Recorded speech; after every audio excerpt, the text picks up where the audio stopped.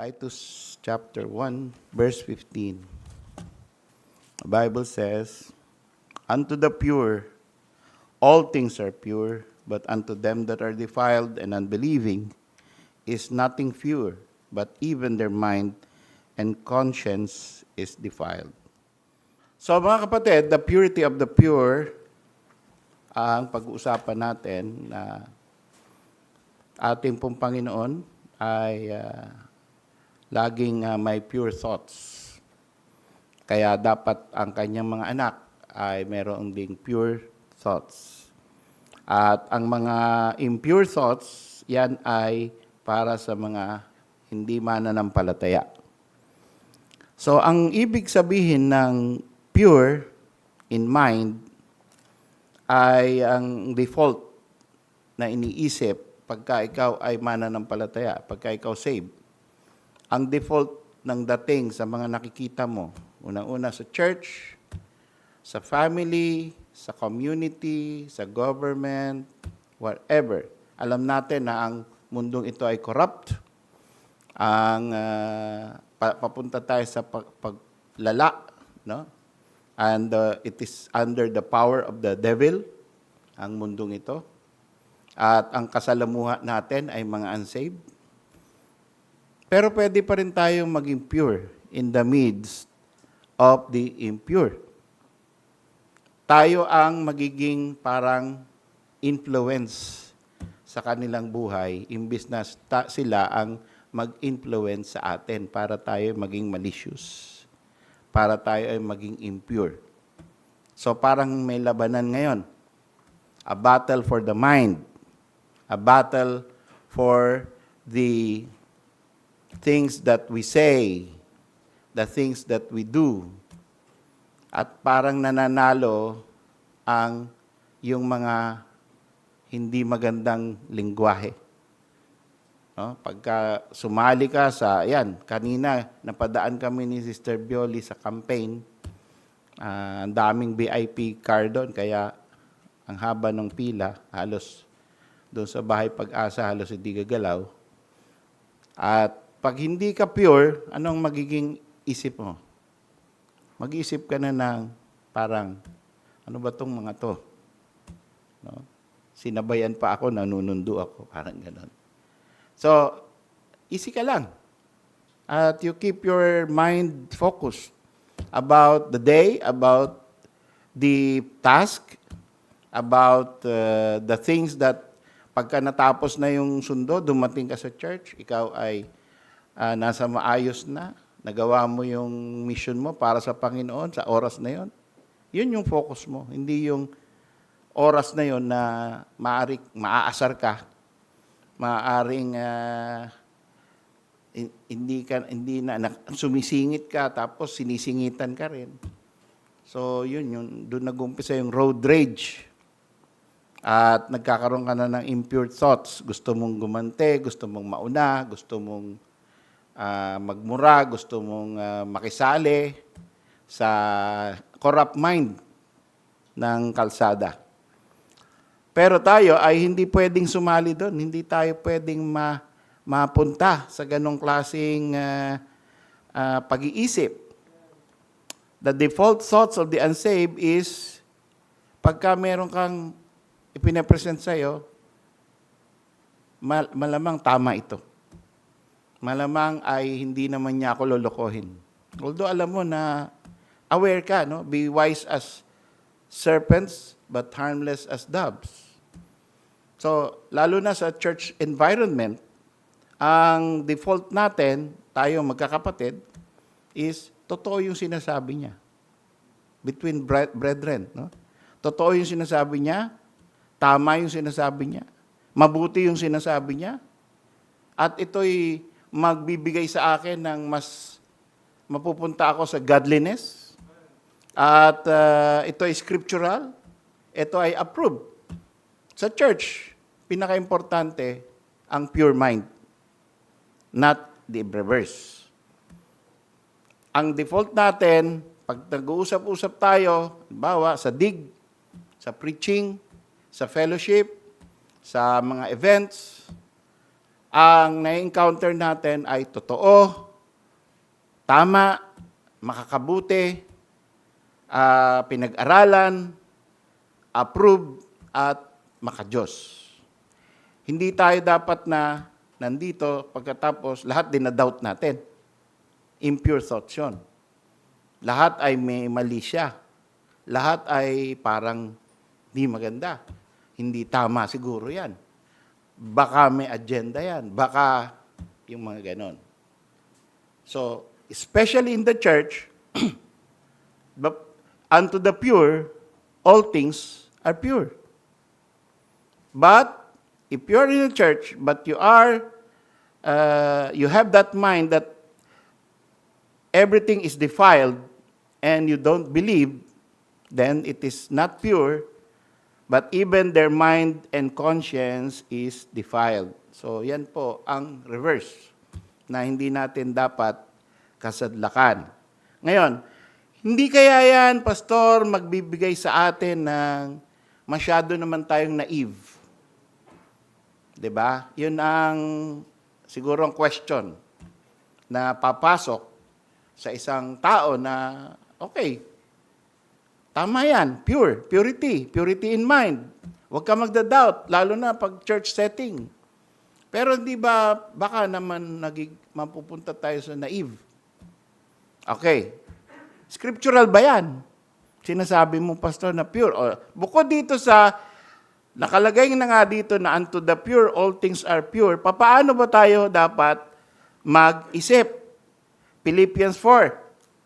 Baback up pa natin ng another scripture because scripture interprets scripture. So, Philippians 4, verse 4, the Bible says,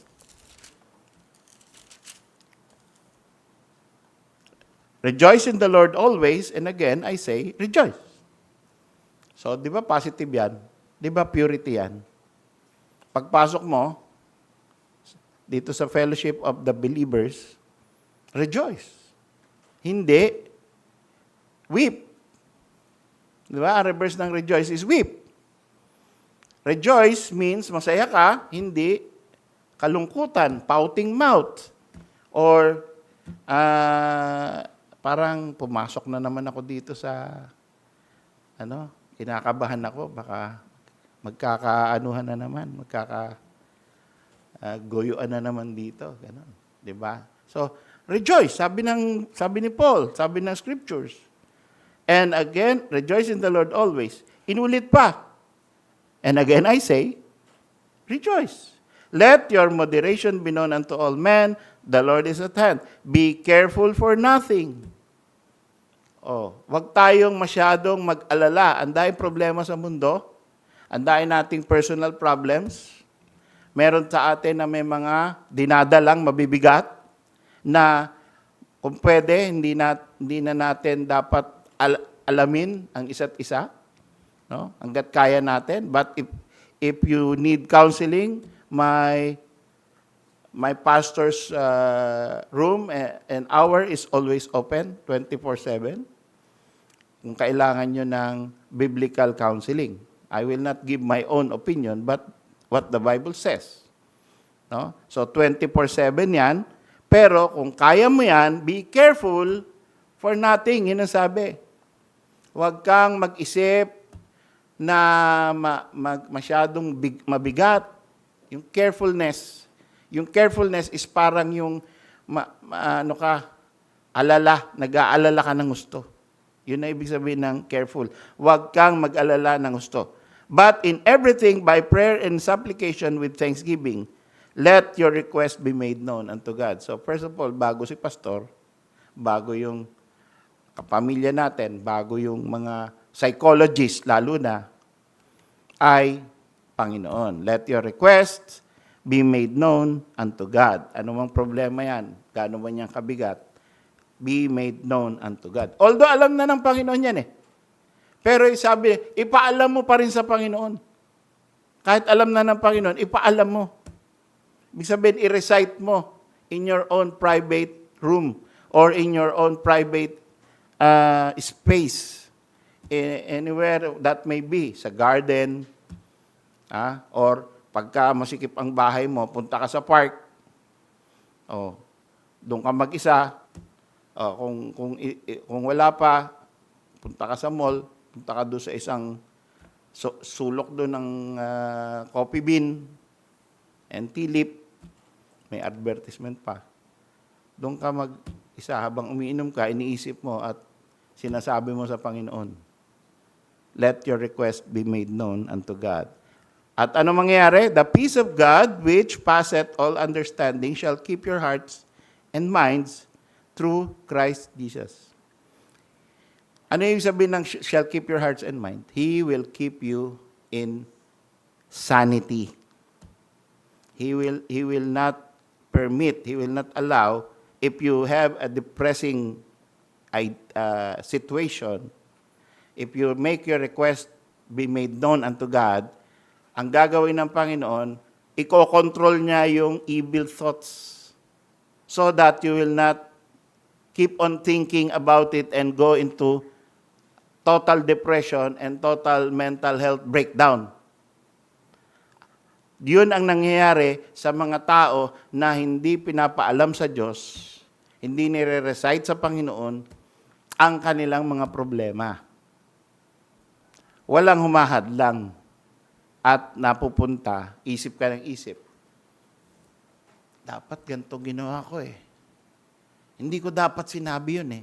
Hindi ko dapat binigay. Hindi ko yun, regret nga ng regret, ikot ng ikot, hanggang mamaya, hindi mo na alam, kinakausap mo na yung sarili mo ng malakas. Nakakita na ba kayo ng ganon? Kinakausap niya yung sarili niya malakas. Nakapunta ako sa Pangasinan dati eh. Nakaganon yung mama, yung lolo. Ganon. Ang lalim ng inisip. Mamaya sabi niya, check! Mati ka na. Pero wala siyang katabi, wala siyang kausap. Naglalaro pala ng chess sa isip niya. Check! Oh. Ang tawag niya pa, parang panalo lagi siya. So may mga ganyan.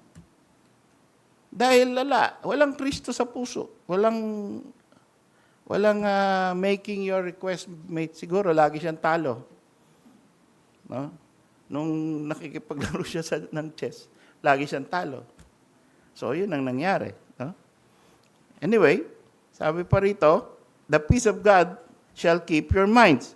Finally, brethren, ito yung sinasabi ko.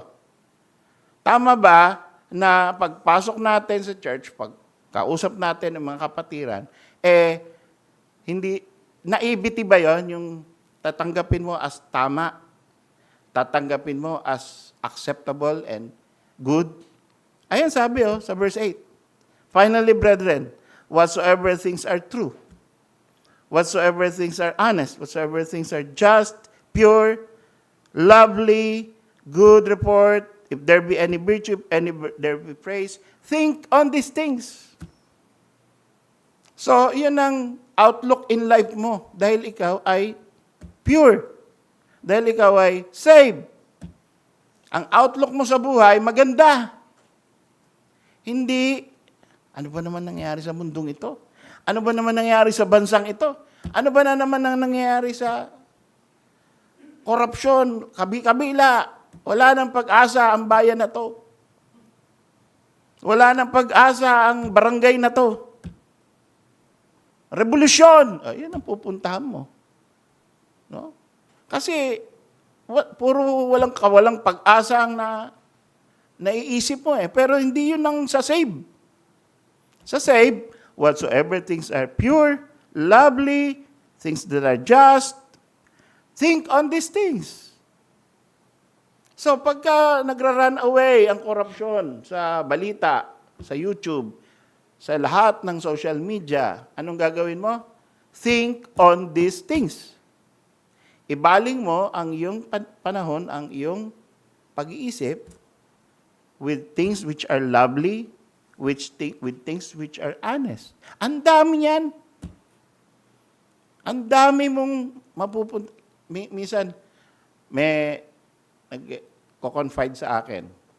No? Yung iba nasa Riyadh. Sabi niya, Pastor, ang laki ng problema ko. Sabi ko, Nanonood ka ba ng YouTube video ng SGBCI? Hindi nga po kasi ang laki ng problema, kaya unahin mo muna yan. Bago tayo mag-usap, no, tungkol sa doktrina ng Sabadista, doktrina ni kung sino-sinong mga nagsasabi na ganyan. Yun muna, doon tayo mag-usap. Yung mga na-preach na rito, pakinggan mo. Pagkatapos, tanungin mo sa akin. Baka magkaroon ka ng ibang klaseng outlook in life. Sige po. Tapos after mga 2 days, 3 days, ay na naman, galit na naman siya sa mundo. Nanood ka na ba? Hindi pa nga po Ay, di ba? Yun muna. Pag-usapan muna natin ang Panginoong Kristo, salvation, save ka na ba? May eternal life ka na ba? Yun muna. Huwag muna yung buong mundo. Think on these things. Kasi, yan ang magbibigay sa atin ng comfort ang ating Panginoon. Another is Romans 12:9. Tingnan natin Romans 12:9. Dito pa lang mako-comfort na tayo at magiging pure na yung isip natin.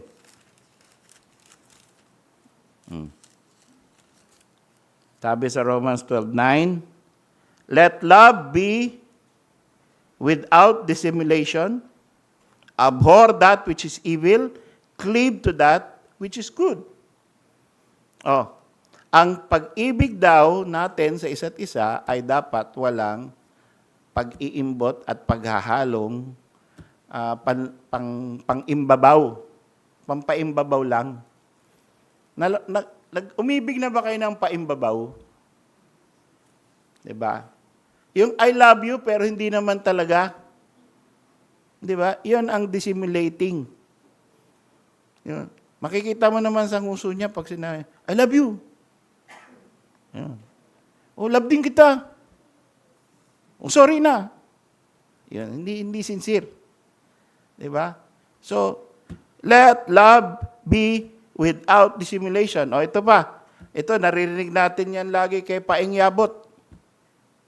Kilala niyo ba si Paing Yabot? Isipin ang mabuti, ang masamay iwaksi. Alam ni Sister Bioli, kababata ko yan. No?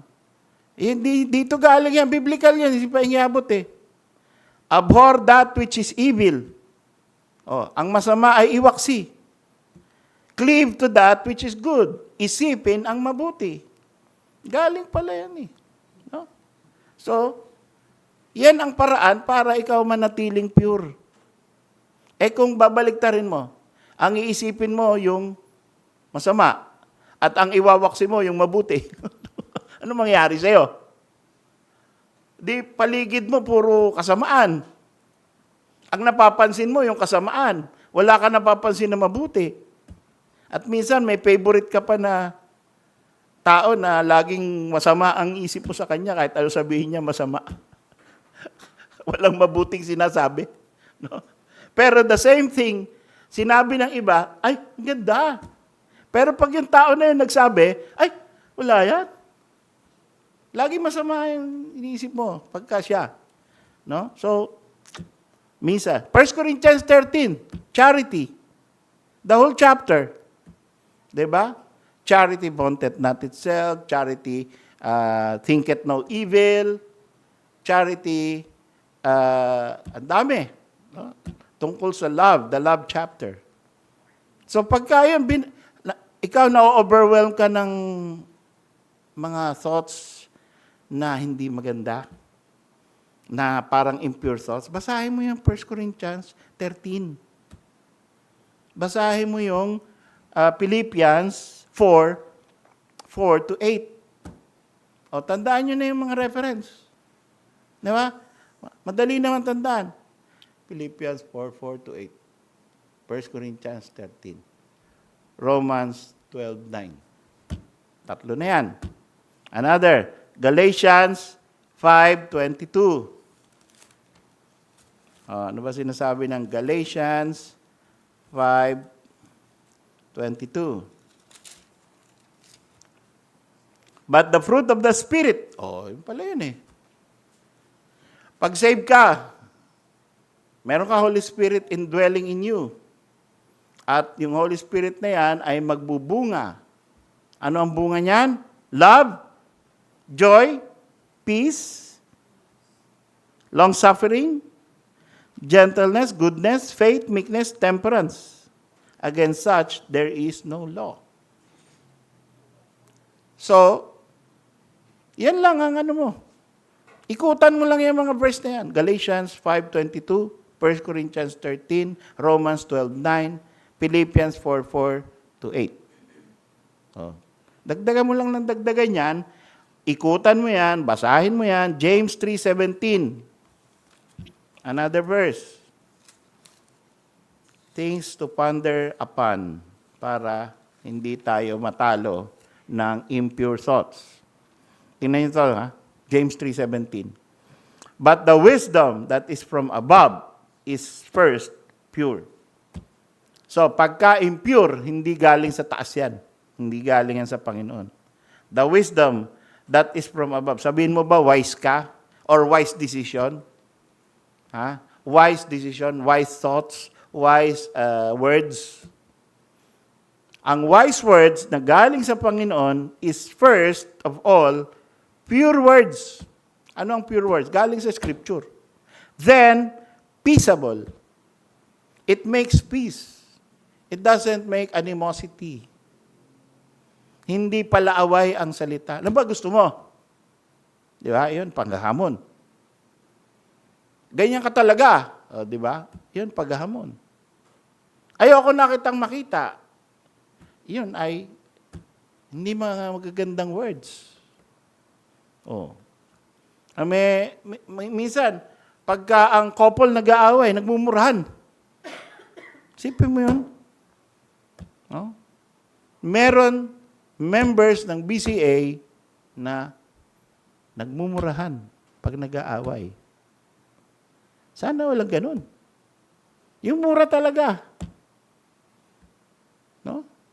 Kasi sobra na napundi na Oh, I don't know. Yung andito sa present company, sabihin ko sa inyo, wala akong alam sa inyo. Ha? Wala akong alam sa buhay nyo. Hindi ko alam kung nagmumurahan kayo. Pero meron. At hindi dapat ganun. So, wala dito yon. No? Huwag tayo umabot sa ganun. It should be pure. It should be peaceable. Dapat reconciliatory. Diba? Pag pure ka, ang mind mo is pure, ang words mo ay conciliatory. Scale down. Diba? Hindi yung ang rhetoric mo lalong patindi. Pababa, cool. Yan. Sa Arabo, ganyan. Yan, pagka-Arabo. No? Stan na shwaya. Yan. So, gentle. Oh.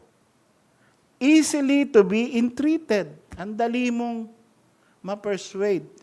Sige na, okay na. Madali ako kausap. Hindi yung, ay nako, hindi. Isang linggo muna tayo,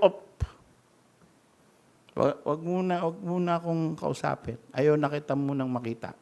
Pagka lumamig na yung ulo ko at saka, sipin mo yun, no? Between Christians, between friends, kahit na nga yung isa lang yung Kristiyano hindi dapat manggagaling sa atin. Tayo yung source of purity. Pure words, pure mind, pure thoughts. Easily to be entreated. Madali kang mahinuhod, madali kang mahingian ng dispensa. Pag sinabi na, naku, kamali ako, sorry Ako ba sige, okay na. Hindi ganun. Sige, sana ano na. Huwag mo na lang ulitin. At, buti pa yung pulis sa atin, pag inuhuli ako, sabi, sige po, huwag nyo na lang ulitin. Oh. Easy to be entreated. Minsan tayo between brethren. Full of mercy and good fruits. Without partiality and without hypocrisy. And the fruit of righteousness is sown in peace of them that make peace. Ang gagandang words. No? James 3:17. Good words to remember, to go to. Puntahan natin yung mga verses na yan. Pag tayo ay napupuno. Pag tayo ay tatalo ng impure thoughts. Diyan tayo, takbo tayo sa verse na yan. Basahin mo ng paulit-ulit. And God will help you. Hindi yan psychological tool na parang mantra na pag inulit mo ng inulit, mayoyoga ka. Alam niyo yung sa yoga, merong mantra na tinatawag. Yung mantra is a catchword na pagka inulit mo ng inulit, supposed to be, magkakaroon ka ng peace of mind. No? Yung iba, ganun. Ulit-ulit mo yun, empty. Sa kanila, sa yoga, instead of pure, empty. Yun ang kaibahan sa Christianity. Di ba? Sa Christianity, pure. Paltan mo yung impure ng pure. Paltan mo yung evil ng Christ. Paltan mo yung hatred ng love. Sa yoga, empty mo. Wala ka dapat iniisip. Pag in-empty mo yan, alam mo mangyayari? Papasok diyan evil spirit. That is the invitation to evil spirits. An empty mind, an empty spirit. No? Di ba? Nakalagay sa Bible Alam niyo ba yan? Nung napaalis yung isang evil spirit, ay di pupunta siya sa mga ibang lugar kasi napalaya siya doon sa katawan magsha-shopping siya ng bagong katawan. Wala siyang makita sa SM na mga bagong katawan lilipatan. Binalikan niya yung inalisan niya dati. Nung nakita niya na malinis, empty, nag-invite pa siya ng 7. Yung pinanggalingan ko, malinis na.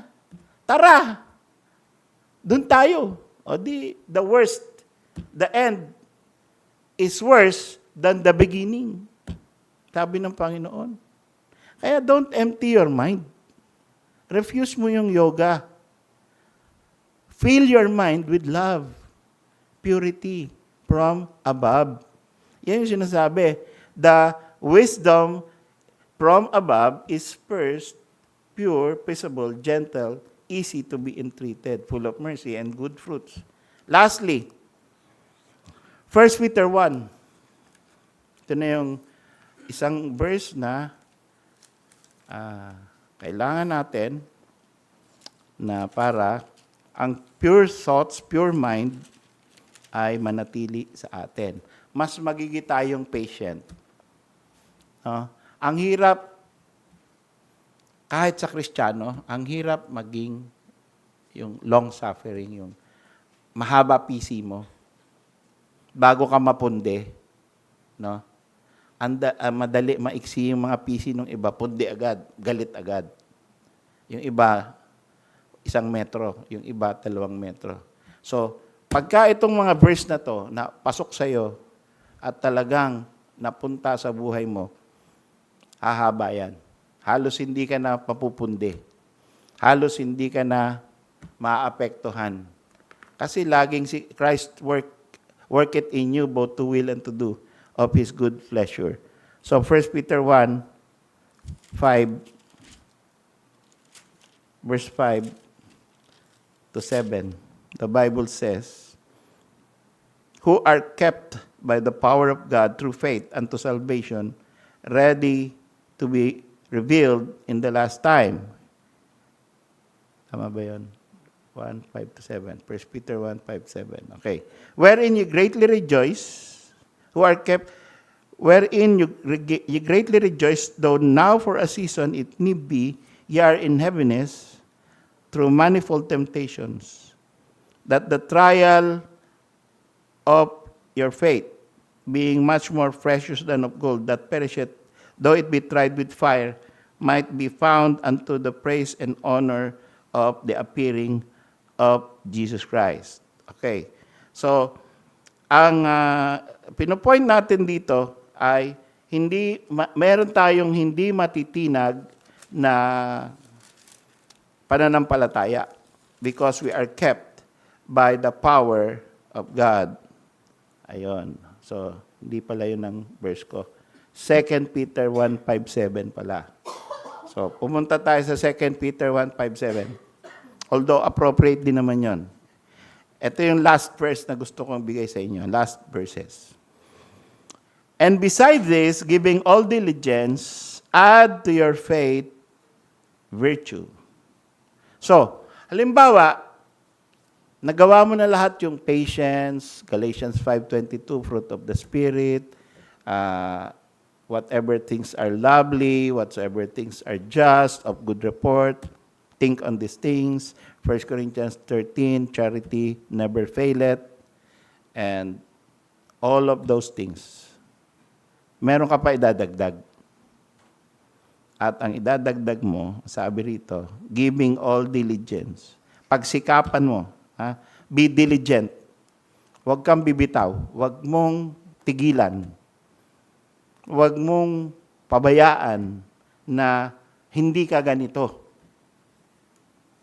Ang tendency kasi natin, pag nakakarinig tayong preaching, nakabasa tayong libro, nakakatanggap tayo ng encouragement, nagkakaroon tayo ng determination na, okay, maganda yan. Sige, gagawin ko yan. Pero panandalian lang. Hanggang andun ka lang nakaupo. Kaya sabi ni Peter, giving all diligence. Pagsikapan mo. Pilitin mo yung sarili mo. Na wag bumitaw dito sa pinagsasasabi ng Scripture. Na ano? Add to your faith virtue. And to virtue knowledge. Dagdagan mo ng dagdagan. You want to be pure, always pure, being kept pure, day in and day out, mula sa waking up time mo hanggang sa pagtulog mo. You are always in that state of mind na Christ-like. Gusto mo ba yan? Di ba gusto natin yan? Tama ba? Okay. Kung gusto natin yan, give diligence to these things. Add to your faith virtue. Yung faith mo ay works. Faith that works. Hindi faith na hanggang faith lang. 'Di ba? Ito yung pananampalataya ko, ito yung church stand. Yun yung faith na faith lang. Ang faith natin dapat may practice. Nakikita sa buhay. Yung covenant natin dapat napapractice natin. Commitment yan eh. Covenant is a commitment. So dapat nagagawa natin yan sa buhay natin. Add to your faith virtue. That is virtuous life. And to virtue, knowledge. So hindi ka titigil ng pag-aalam. Ano pa? Ano pa? Ano pa? Ano pa ba ang pwede kong gawin para sa Panginoon? Ano pa ba ang... Hindi tayo limited dito sa preaching, singing eh. Preaching, singing, music. Dig. Tapos food. Pagkatapos hatidan. Marami pa. Lalo na sa labas. Soul winning efforts. Inviting.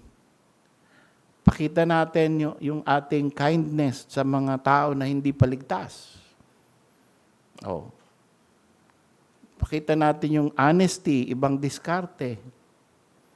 So that affects the world. So you add to your faith virtue, and to virtue knowledge, and to knowledge temperance. And temperance patience, and to patience godliness, and to godliness brotherly kindness, and to brotherly kindness charity. So, yan ang magbibigay sa atin ng fruitfulness. Hindi ka barren. Pagka wala ka niyan, you are barren. Baog ang iyong pananampalataya. Hindi fruitful. Parang walang kahihinatnan. Parang you will go in front of the Savior empty. Yun yung barren eh. And we don't like that. Hindi natin alam kailan darating ang Panginoon. Pagharap mo sa Panginoon, anong meron? Empty. Bakit? You did not add to your faith virtue and to your virtue knowledge. So, may struggle tayo. Meron tayong lifetime struggle as believers na meron tayong assignment sa sarili natin. Always be pure. And yung mga things that are impure, avoid. And then add. Keep adding. Lifetime yan. Hindi yan matatapos. Let's all stand.